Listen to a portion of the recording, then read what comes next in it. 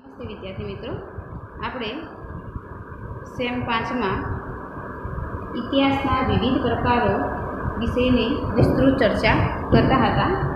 તેમાં આપણે ઇતિહાસના પ્રકારોમાં બે પ્રકારો જોયા, પ્રમાણિત ઇતિહાસ અને અર્વાચીન ઇતિહાસ. એમાં પ્રમાણિત ઇતિહાસમાં આપણે વર્ણનાત્મક ઇતિહાસ, બોધાત્મક ઇતિહાસ અને વિકાસાત્મક ઇતિહાસ વિશેની ચર્ચા કરી હતી. આ સિવાય આપણે અર્વાચીન ઇતિહાસમાં રાજકીય ઇતિહાસ વિશેની કેટલીક માહિતી મેળવી હતી, લશ્કરી ઇતિહાસ વિશેની, સંસ્થાકીય ઇતિહાસ વિશેની કેટલીક માહિતી આપણે મેળવીશું. બરાબર? એટલે આપણે બે વિભાગો જોયા હતા આધુનિક ઇતિહાસના પ્રકારોમાં, રાજકીય ઇતિહાસ અને લશ્કરી ઇતિહાસ. ત્રીજો છે આપણો આપણા પ્રશ્નનું નામ છે ઇતિહાસના વિવિધ પ્રકારો જણાવો. એમાં આપણે આધુનિક ઇતિહાસના પ્રકારોમાં આપણે ત્રીજો પ્રકાર આવ્યા હતા, તે છે સંસ્થાકીય ઇતિહાસ. સંસ્થાકીય ઇતિહાસ, જેને સાંસ્થાનિક ઇતિહાસ પણ કહેવામાં આવે છે. સંસ્થાકીય ઇતિહાસને સાંસ્થાનિક ઇતિહાસ પણ કહેવામાં આવે છે. આ ઇતિહાસ રાજકીય ઇતિહાસનો જ એક પ્રકાર છે. મેં તમને કીધું કે રાજકીય ઇતિહાસમાં પણ કેટલાક પ્રકારો છે. આ છે જે એ રાજકીય ઇતિહાસનો પ્રકાર છે. યુરોપના દેશોએ એશિયા અને આફ્રિકાના ઘણા દેશોમાં પોતાના સંસ્થાનો સ્થાપ્યા હતા. આપણે જોયું હતું ને સેમ 1માં નવજાગૃતિ થઈ, નવજાગૃતિ પછી ઔદ્યોગિક ક્રાંતિ થઈ. બરાબર? પછી કોન્સ્ટેન્ટિનોપલનું પતન થયું હતું અને તુર્કોએ ત્યાંથી ખ્રિસ્તીઓને ખસેડી નાખ્યા અને જે એશિયા અને યુરોપ આવવા જવાનો જે માર્ગ હતો તે બંધ થઈ ગયો હતો. માટે યુરોપવાસીઓએ કેટલાક રસ્તાઓ શોધ્યા હતા, દરિયાઈ માર્ગો, અને એશિયા તેમજ આફ્રિકાના જુદા જુદા ખંડોમાં એશિયા અને આફ્રિકાના ખંડોના જુદા જુદા દેશોમાં તેમને પોતાના સંસ્થાનો સ્થાપેલા હતા. 15મી સદીથી સંસ્થાનવાદનો ઇતિહાસ શરૂ થાય છે. આ સંસ્થાનવાદનો ઇતિહાસ કઈ સદીથી ચાલુ થાય છે? 15મી સદીથી. કારણ કે આપણને ખબર છે કે નવજાગૃતિથી યુરોપના ઇતિહાસમાં અર્વાચીન યુગની શરૂઆત થાય છે અને આ નવજાગૃતિ એ 15મી સદીના મધ્ય ભાગમાં થયેલી છે. તો એ વખતથી જ યુરોપવાસીઓએ, એટલે કે 15મી સદીથી યુરોપમાં સંસ્થાનવાદનો ઇતિહાસ શરૂ થયેલો આપણને જોવા મળે છે. તેનો મુખ્ય હેતુ રાજકીય વિસ્તાર અને આર્થિક શોષણ હતું. આ જે સંસ્થાનો સ્થાપ્યા હતા ને, તેનો મુખ્ય હેતુ શું હતો? તો રાજકીય વિસ્તાર કરવાનો હતો. જો કે તે વેપાર માટે આવેલા હતા, પરંતુ પાછળથી તે રાજકીય વિસ્તાર અને આર્થિક શોષણ કરવાનો હતો. બીજો આશય શું હતો તેમનો? આર્થિક શોષણ કરવાનું હતું. જેમાં જાપાન છે, ઇટાલી છે પણ સામેલ થયા હતા. બરાબર? એટલે કે યુરોપના જુદા જુદા દેશો સિવાય જાપાન અને ઇટાલી પણ રાજકીય વિસ્તારોને આર્થિક શોષણ કરવામાં સામેલ થયા હતા. સંસ્થાનવાદની પ્રવૃત્તિઓથી યુરોપ, એશિયા અને આફ્રિકાનો ઇતિહાસ મળી આવે છે. એટલે કે આ જે સંસ્થાનવાદની પ્રવૃત્તિ છે ને, તેના આધારે કયા કયા વિસ્તારનો આપણને અહેવાલ મળે છે, ઇતિહાસ મળે છે? તો એશિયા, આફ્રિકા અને યુરોપનો મળે છે. બરાબર? 3 ખંડોનો આપણને સાંસ્થાનિક ઇતિહાસ દ્વારા ઇતિહાસ આપણને 15મી સદીથી શરૂ થાય છે. તેનાથી ઘણું જ પરિવર્તન આ દેશોમાં આવેલું જોવા પણ મળે છે. એટલે કે આ જે સંસ્થાનવાદનો અને જે વિસ્તાર, રાજકીય વિસ્તાર અને આર્થિક શોષણના કારણે જે સંસ્થાનો સ્થપાયા, એના કારણે સંસ્થાનિક ઇતિહાસ દ્વારા જે તે સંસ્થાનો નું પરિવર્તન પણ આપણને જોવા મળે છે. સાપ્તાહિક ઇતિહાસ દ્વારા જે તે સંસ્થાનો, બરાબર, જે તે સંસ્થાનો, બંદરો, વેપાર, રોજગાર, કાચો માલ, વિશ્વની અંદર રહેલા ધાર્મિક સંપ્રદાયો, બરાબર, ધાર્મિક સંપ્રદાયો આ પણ ખૂબ જ મહત્વનું છે, અને તેની પ્રણાલિકાઓની નોંધ આ ઇતિહાસ કરે છે. બરાબર, એટલે આ જે સંસ્થાનિક ઇતિહાસ છે તેના દ્વારા તે સમયના બંદરો છે, તે સમયના વેપાર, તે સમયનો રોજગાર, તે સમયનો કાચો માલ, તે સમયની ધાર્મિક સંપ્રદાયો અને પ્રણાલિકાઓ વિશેનો ઇતિહાસ પણ આ સંસ્થાનિક ઇતિહાસ નોંધે છે. ધાર્મિક સંપ્રદાય એટલા માટે કે સંસ્થાનિક જે સંસ્થાનો સ્થપાયા તેમાં ધર્મનું પણ ખૂબ જ મહત્ત્વ રહેલું હતું, કારણ કે આપણે નવજાગૃતિ અને ધર્મ સુધારણાવાળા સેમ 1માં 2 પ્રશ્નો જોયા હતા. તેમાં જે ધર્મ સુધારણાવાળો પ્રશ્ન હતો તેમાં, અને બીજું જે યુરોપવાસીઓએ નવજાગૃતિના કારણે વિશ્વમાં બીજા અન્ય ખંડોમાં જવા માટે જે શોધો કરી હતી તેમાં ખ્રિસ્તીઓ જે હતા એ ખ્રિસ્તીઓ પણ સૌપ્રથમ પ્રયાસ કર્યો હતો. શા માટે? તો પોતાના ધર્મનો વિસ્તાર કરવા માટે, એટલે ધાર્મિક સંપ્રદાયની એ રીતે વાત થાય છે અને તેમની પ્રણાલિકાઓની વાત છે. આ ઉપરાંત ધર્મ યુદ્ધો થયા છે, બરાબર, આ ઉપરાંત ધર્મ યુદ્ધો પણ થયેલા છે. 7 વખત ધર્મ યુદ્ધો થયા છે, અને આના પરિવર્તનો પણ આ વિભાગમાં આપણને જોવા મળે છે. બરાબર, એટલે કે એ વખતમાં ધર્મ જે યુદ્ધો થયા છે એ ધર્મ યુદ્ધોમાંથી પણ આપણને આ વિભાગનો ઇતિહાસ અને તેનું પરિવર્તન આપણને જોવા મળે છે. હવે આપણે ચોથો મુદ્દો લઈએ, એટલે કે આપણો જે આધુનિક ઇતિહાસના પ્રકારો છે એમાં આપણે રાજકીય ઇતિહાસ, લશ્કરી ઇતિહાસ અને સંસ્થાનિક ઇતિહાસની વાત કરી. હવે ચોથું છે સામાજિક ઇતિહાસ.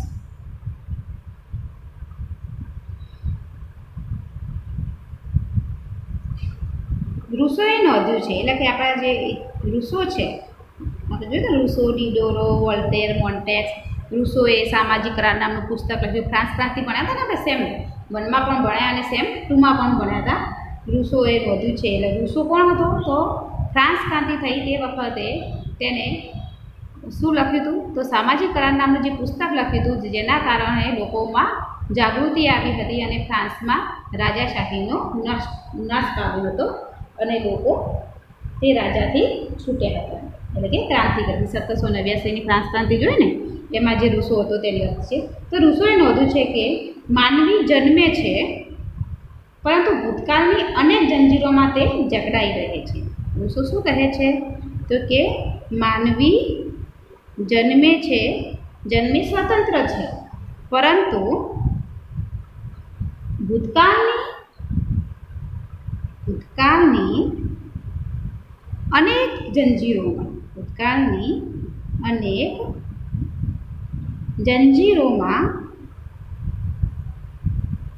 તે જકડાઈ રહે છે, એવું પણ લખ્યું. તો રૂસોએ કહ્યું છે, રૂસો એવું કહ્યું કે માનવી જન્મે સ્વતંત્ર હોય છે પણ ભૂતકાળની અનેક જંજીરોમાં તે જકડાઈ રહે છે. આ વાક્ય ફ્રાન્સના મહાન વિચારકે પોતાના પુસ્તક સામાજિક કરાર નામના પુસ્તકમાં તેને નોંધ્યું છે. તેનો અર્થ એ થયો કે સમગ્ર માનવ જીવન જુદી જુદી સંસ્કૃતિઓ દ્વારા વિકાસ પામતું આવ્યું છે. બરાબર, સમાજના અહેવાલો છે, બરાબર, સમાજ હોય ને તો સમાજના અહેવાલો હોય કે ના હોય? તો હોય. તો સમાજના અહેવાલો છે, વિભાગો છે, જાતિ છે, સમાજ એટલે માનવ સમૂહ સમાજની વાત છે. કોઈ એક સમાજની વાત નથી, માનવ સમાજની વાત છે અહીંયા. તો સમાજ, માનવ સમાજ તેમાં અહેવાલો હોય છે, વિભાગો હોય છે, જુદી જુદી જાતિઓ હોય છે, જુદા જુદા વર્ગો પણ હોય છે, કુટુંબ પણ હોય છે, પ્રથા, જુદી જુદી પ્રથાઓ હોય, તેમજ કેટલાક રીત રિવાજો પણ હોય છે તથા સમાજના વિકાસનો અહેવાલ જે તેમાંથી મળે છે. સામાજિક ઇતિહાસ કહે છે કે તેના જે ધર્મ છે, રાજ્ય છે તથા સંસ્કૃતિના અહેવાલો જાણવા મળે છે તથા સંસ્કૃતિના અહેવાલો જાણવા મળે છે. સમાજના રાજાઓનું સ્થાન, એટલે કે સમાજ છે એ સમાજમાં રાજાઓનું સ્થાન, પ્રજાજીવન, તેમના વહીવટી વિભાગો, રાષ્ટ્રીય અને આંતરરાષ્ટ્રીય દ્રષ્ટિએ સામાજિક અર્થઘટનો વગેરે વિસ્તૃત અહેવાલ તેમજ રાજાના નગરનું સ્થાન વગેરેનો પણ ઇતિહાસ આના દ્વારા જાણવા મળે છે. ટૂંકમાં આપણે એવું કહી શકીએ કે સામાજિક ઇતિહાસ દ્વારા આપણને સમાજની દરેક પ્રવૃત્તિઓ, દરેક માનવ સમાજ, દરેક જીવન જરૂરિયાતની ચીજવસ્તુઓ વગેરેનો આપણને જો ઇતિહાસ જાણવો હોય તો સામાજિક ઇતિહાસ દ્વારા જાણી શકે છે. તેમના રીત રિવાજો હોય, તેમની પ્રથાઓ હોય, તેમના કુટુંબો હોય, તેમના ધર્મો હોય, જુદા જુદા રાજ્યો હોય, તેમની જુદી જુદી સંસ્કૃતિઓ હોય, તે દરેકે દરેકનો અહેવાલ આપણને સામાજિક ઇતિહાસ દ્વારા મળે છે. બરાબર. હવે આપણે પાંચમું જોઈએ. પાંચમું છે ભૌગોલિક ઇતિહાસ. ભૌગોલિક ઇતિહાસ, ભૌગોલિક ઇતિહાસને ભૂગોળ પણ આપણે કહી શકીએ છીએ, એટલે કે ભૌગોલિક ઇતિહાસ, જેમાં જમીન, પર્વતો, નદીઓ, રણ, વાયુ, પવન, વરસાદ વગેરેનો આપણને વિકાસશીલ અહેવાલ એ ભૌગોલિક ઇતિહાસ દ્વારા જાણવા મળે છે. આ દરેકે દરેક વસ્તુઓનો વિકાસશીલ જો કોઈ ઇતિહાસ હોય તો એ ઇતિહાસ આપણને શાના દ્વારા જાણવા મળે છે? તો ભૌગોલિક ઇતિહાસ દ્વારા આપણને તે જાણી શકીએ છીએ. તેમાં ભૌતિક અને પ્રાકૃતિક ભૂગોળ, આમાં ભૌતિક અને પ્રાકૃતિક ભૂગોળ, પ્રાકૃતિક ભૂગોળ દ્વારા, એટલે કે ભૌતિક અને પ્રાકૃતિક ભૂગોળ દ્વારા માનવીના વિકાસમાં તેનો ફાળો, સંસ્કૃતિના વિકાસમાં તેનો ફાળો, એટલે કે માનવીના વિકાસમાં તેમજ તેની સંસ્કૃતિના વિકાસમાં ભૌગોલિક ઇતિહાસનો ફાળો ખૂબ જ રહેલો છે. એટલે કે ભૌગોલિક જે ઇતિહાસ છે એ ભૌગોલિક ઇતિહાસનો ફાળો પણ એ આપણને ખૂબ જ મદદ કરે છે. સંસ્કૃતિના વિકાસમાં પણ તેનો ફાળો વધુ રહેલો છે. બરાબર. એટલે કે જે માનવી વિકાસની સાથે સાથે સાંસ્કૃતિક, દાખલા તરીકે આપણે સંસ્કૃતિની વાત કરીએ તો સિંધુ ખીણ સંસ્કૃતિની આપણે વાત કરીએ તો સિંધુ ખીણ સંસ્કૃતિ એ ક્યાં વસેલી હતી?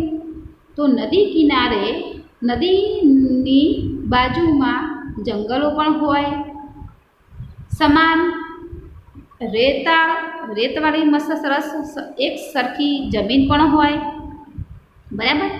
પાણી પણ મળી રહે, કારણ કે સિંધુ નદી આપણને, તેમજ ઇજિપ્ત છે, બેબીલોન છે, વિશ્વની બીજી અન્ય સંસ્કૃતિઓ પણ છે, દાખલા કે લોથલ છે, રંગપુર છે, રોજડી છે. આ દરેકે દરેક જે સંસ્કૃતિઓ છે એ દરેકે દરેક સંસ્કૃતિઓનો વિકાસ એ નદી કાંઠે થયેલો છે. તો શા માટે?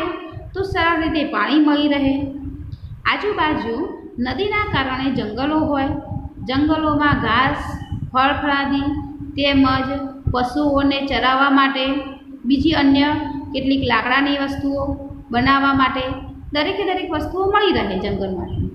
તેમજ જમીન આપણને મળી રહે. શા માટે? તો કોઈ વાવેતર કરી અને અનાજ ઉગાડી શકાય અને તે જમીનમાં નદી કિનારેથી નદીમાંથી પાણી પણ પાઈ શકાય. બરાબર?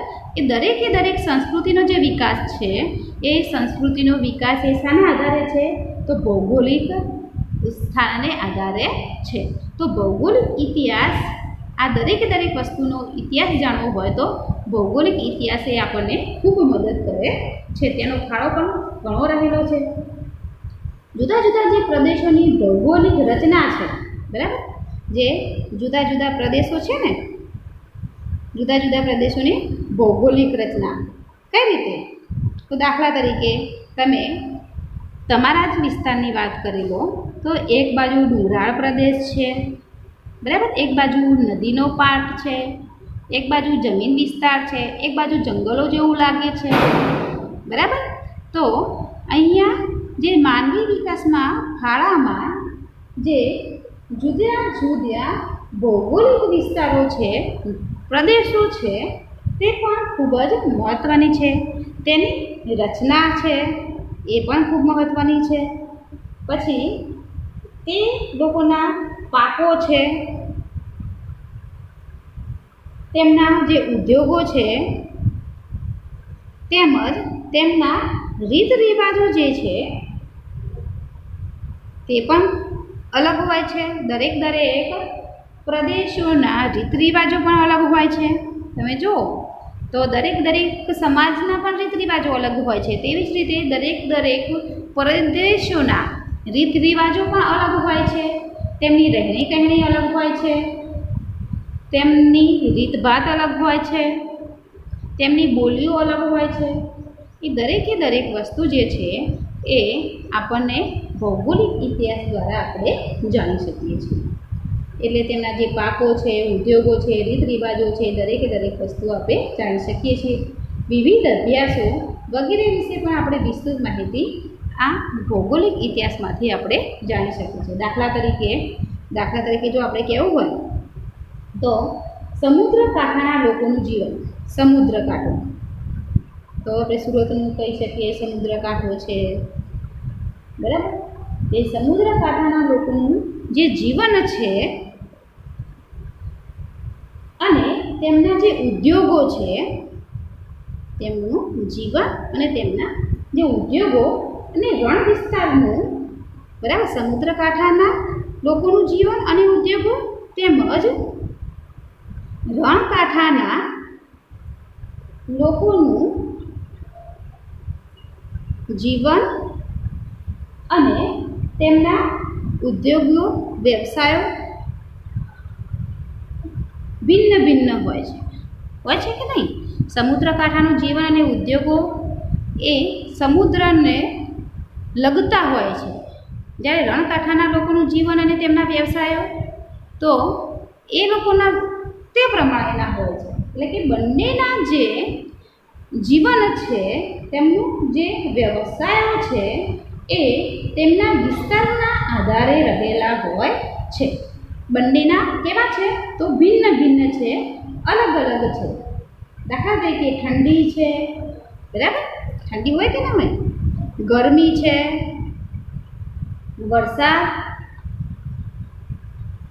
વરસાદની અસર દરેક ઉપર અને દરેક વિસ્તાર અને દરેક ભૌગોલિક સ્થિતિ મુજબ જુદી જુદી પડતી હોય છે. દાખલા તરીકે આપણે વરસાદની વાત કરીએ તો આપણા ભારતમાં તો બરફ પણ પડે છે, બરાબર. ઠંડી, ગરમી, વરસાદ સિવાય બરફ પણ પડે છે. તો આ બરફ જે પ્રદેશોમાં પડે છે એ પ્રદેશોનું લોકજીવન પણ અલગ હોય છે, તેમના વ્યવસાયો પણ અલગ હોય છે, તેમના રીત રિવાજો પણ અલગ હોય છે. એટલે જુદું જુદું હોય છે, બરાબર. એટલે કે તેમના જે અલગ અલગ વ્યવસાયો તેમના પ્રદેશો અને તેમના વિસ્તારના આધારે રહેલા હોય છે.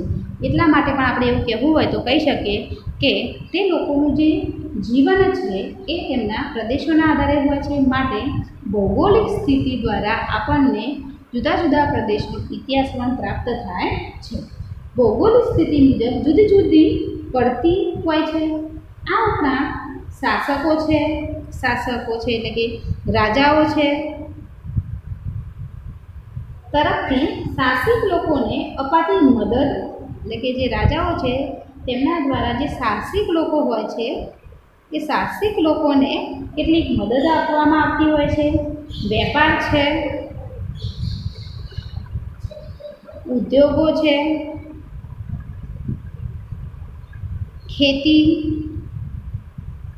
વગેરેની માહિતી અને માનવ જીવન સાથેના સંબંધોને ભૌગોલિક ઇતિહાસમાં આવરી લેવામાં આવે છે. એટલે કે જે સાહસિક વેપારો છે, ઉદ્યોગો છે, ખેતી છે, દરેકને તેમાં આવરી લેવામાં આવે છે. માનવ જીવન સાથેના તેમના જે સંબંધોને ભૌગોલિક ઇતિહાસમાં આવરી લેવામાં આવે છે. બરાબર. આપણે જે છે આધુનિક ઇતિહાસના પ્રકારોમાં એમાં રાજકીય ઇતિહાસની આપણે વાત કરી તો જે રાજકીય ઇતિહાસ છે એ રાજકીય ઇતિહાસમાં તેમની વ્યક્તિ, તેમના સમાજના જીવન માટે વ્યક્તિ અને રાજ્યનો ઇતિહાસ સમાન છે, માટે તેનો ઇતિહાસ જાણવો અત્યંત મહત્ત્વનો ગણાય છે. જે તે રાજ્યની તેની હાર જીત, તેની સાથે સંકળાયેલા સંસ્થાઓ સાથેના લોકોનો ગાંઠ સંપર્ક હોય છે. લોકજીવન ઉપર તેની વધારે જ અસર પડતી થતી જોવા મળે છે. તેથી લોકો પણ તેનાથી અજ્ઞાત રહી શકે નહીં. બરાબર.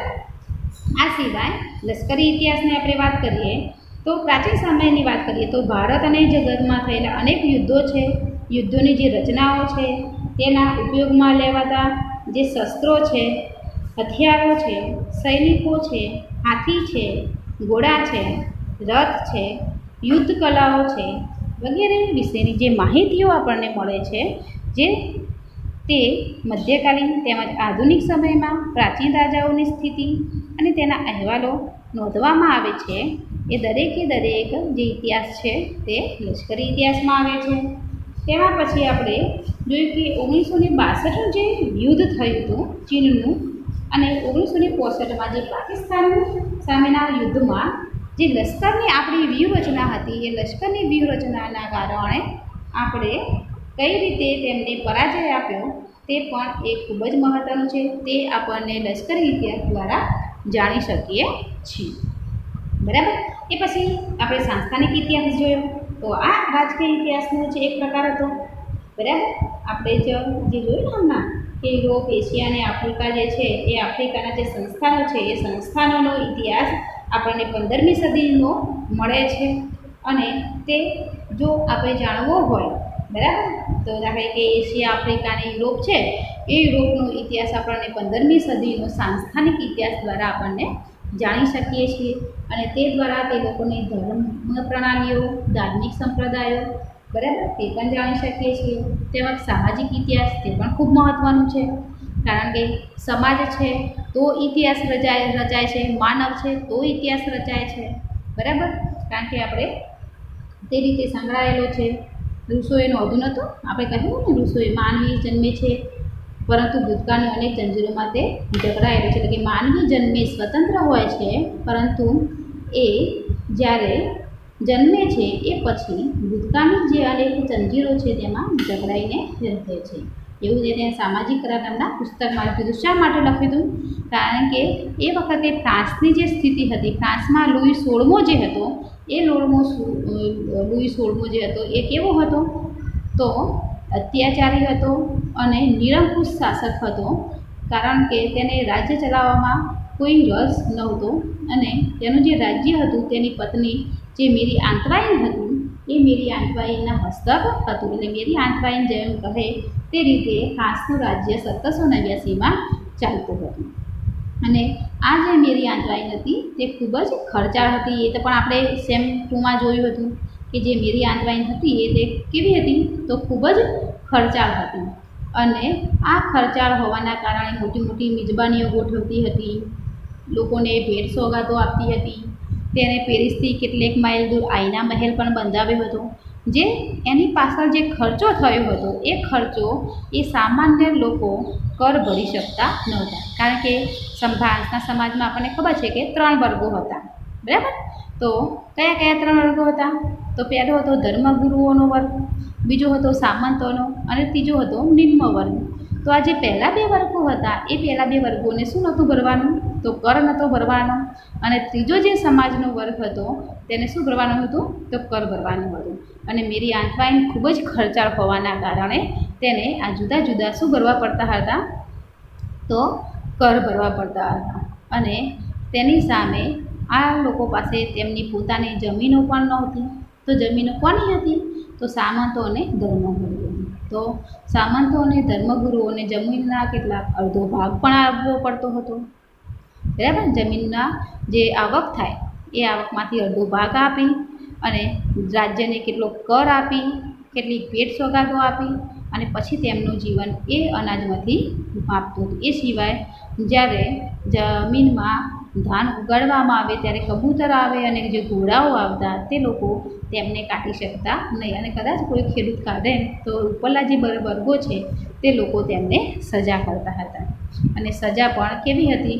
તો જમીન ઉપર નીચે સુવાડી અને તેમને ઉપર કોયડા મારતા હતા. માટે જ ઋષિઓએ કહ્યું હતું કે માનવી જન્મે સ્વતંત્ર છે, પરંતુ ભૂતકાળની અનેક જંજીરોમાં તે જકડાઈ રહ્યો છે. તેના કારણે જ ઋષિઓએ આ વાક્ય લખ્યું હતું. અને આ ઋષિઓનું જે વાક્ય છે તેમજ ઋષિઓએ બીજું એક પણ વાક્ય કહ્યું હતું કે તમે આમ પણ જો વિરોધ કરશો તો પણ મરવાના છો અને વિરોધ નહીં કરો તો પણ મરવાના છો, બરાબર. કારણ કે જો વિરોધ કરશો તો કદાચ રાજા છે એ તમને મારે, કેટલાક બચી પણ જાઓ, પણ તમે વિરોધ નહીં કરો તો ભૂખે પણ મરી જશો. માટે શું કરો? તો ક્રાંતિ કરો. તો રાજા સામે આ રૂસો છે, ડિડોરો છે, વોલ્ટેર છે, મોન્ટેગ છે, આ જે ના સમાજમાં મહાન વ્યક્તિઓ થયા તેમને લોકોને જ્ઞાન આપ્યું અને તે ક્રાંતિ સફળ થઈ અને લોકો સુખી અને સમૃદ્ધ. આ થઈ સામાજિક ઇતિહાસની વાત. તો આ જે બધી વસ્તુઓ છે તે આપણને સામાજિક ઇતિહાસ દ્વારા આપણે તે જાણી શકીએ છીએ, બાકી આપણે જાણી શકીએ નહીં. દરેક ત્રીજું આપણે જોઈએ ભૌગોલિક ઇતિહાસ.